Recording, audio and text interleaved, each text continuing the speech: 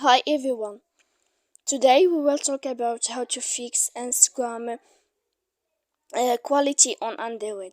To know how to fix Instagram quality on Android, you should just go to settings like this. We will click. After that, in this page, you will go to apps here like this. Default apps, app settings. Then in this list, you will go down to find the application of Instagram here.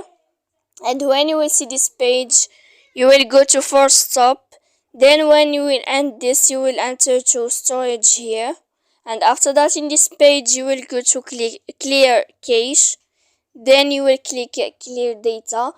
And after all that, you can turn off your Wi-Fi so that you can know how to fix Instagram quality on Android.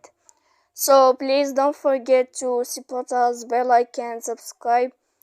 See you next